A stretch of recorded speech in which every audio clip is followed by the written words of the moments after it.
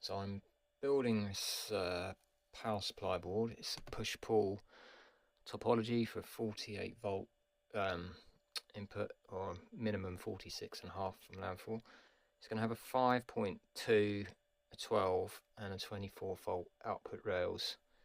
I'm looking for 5 amp on the 5.2 volt and 10 amp on the other two rails. This is going to be my former. It's an ETD 39 2013. It's the first time I've wound a push-pull like this for a long time. I did build this monster about 15 years ago. It works more like, well, I think more by luck than judgment, really, to be honest. It's 80 volt DC output up to about 8 amps for some active speakers I built. It runs off a 12 volt, typically off the car battery. 30 amp, 15 amp fuse on there. I have blown the 15 amp several times. I'm not sure why I've got 15 on there at the minute. Yeah, it's a long time since I've done much of this, but it worked last time I tried it. I've built some full bridge ETD 59s with copper foil rather than copper wire, which work well, very well. Not sure how this is going to turn out, but yeah, I just thought I'd document the process, and then if anyone sees it and notices anything definitely wrong or whatever, basically they can comment and tell me what I should be doing instead. So to start with, I'm putting down 4 turns for the 5 volt rail. I'm going to use 2 strands of this. I've got 0.4mm here. The other wire I've got is 1mm above. It's too thick for the frequencies I'm going to be switching at regarding skin effects. So it's going to be 4 turns of this, and it will I'm going to run 2 in parallel, and because it's push-pull, obviously there's then 2 sets of that with a center tap. I've got a little bit of a, I'm not sure whether to run the center tap down the outside like I did on this, and which I'm pretty sure I've seen done in PC power supplies and things in the past, or whether to run it down the inside underneath the other layers. I'm not too sure which one's the best, whether having that center tap running on the outside considerably adds to leakage, or whether it's a bit insignificant leakage inductance. Yeah, so we'll see. I think I'm going to run it on the outside so that it makes my windings tidier, rather than having them in a big lump where they start to add up underneath the next windings. So anyway, I am going to do 4 turns. 1, 2, 3, 4, and repeat this. So I'm going to do another 3 of those, because, as I said, I want to double up just to reduce the resistance losses, the copper losses a bit by reducing the resistance. And I worked out that would be under, about 0.2 watts at 5 amps. So there'll be the extra winding for that, and then that's got to be doubled up because it's push-pull. So I will go ahead with that. So here we go, 4 turns. Center tap is this second pin along here, so this is the first leg down through the first FET. This one is going up to the power rail, and then this one will be going down to the other FET, switching to ground. Now obviously the windings can either be wound in opposite directions or wired in the opposite polarity. I don't know if there's any sort of benefits to doing it one way or the other, but this way seems to keep the windings tidier. So this end of both windings, one there one to the centre tap, and then one of these will come down to the centre tap and the other one will go down to here. For anyone who's not aware, the push-pull topology, you have two windings effectively in opposite polarities, centre tapped going up to a power rail, and then you have typically two end channel FETs switching either side alternately down to the ground rail. Everything needs to be very symmetrical, the switching waveform needs to be identical, and the windings need to be as symmetrical as possible so that we don't end up with an imbalance in the core. So that is another reason why I wanted to do the windings like this rather than trying to overlap them over each other in opposite directions, because I just don't know how symmetrical it would end up. Right, I'm going to put some mylar tape over this lot and then slap on the 12 volt winding. Unfortunately, this vinyl tape was from my ETT59 full bridge, and I haven't gone and got myself some suitable stuff for this, so I've cut some of that down to 26mm for here. Yeah, I'm going to do this off camera, I think. So I've started my 12 volt winding. This is the first leg of the first 12 volt winding. The centre tap for the 12 volt and the 24 volt is shared. It's going to be this pin. The 5 volt centre tap was there. They're isolated from each other. I am going to put on 2 runs of this same 0.4mm copper for each of the 2 push-pull windings, which should give me about 2 watts of winding losses at the full, if it was loaded fully to 10 amps. So yeah, this is the first winding. I need to put another 3 of these on here. I'll go and do that. So I've got my 12 volt windings on. I've now just got to get my 24 volts and the primary on, and hopefully I've got enough space. I've already gone through this whole process and tried to put too much copper on it. It became clear towards the end that it wasn't all going to fit. So this, yeah, I had too many strands for the 5 volt. It was silly, the losses I was trying to.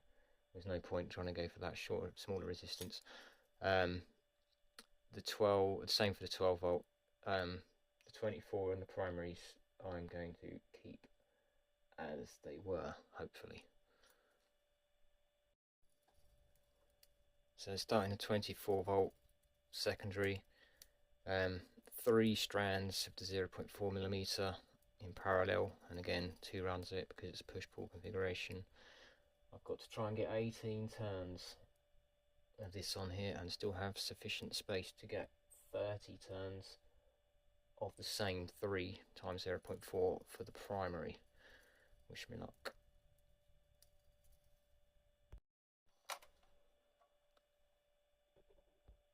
So for this one, 18 turns has taken me up to the top and then back to here. So I'm not going to bring them out like this. I'm going to carry them down onto here.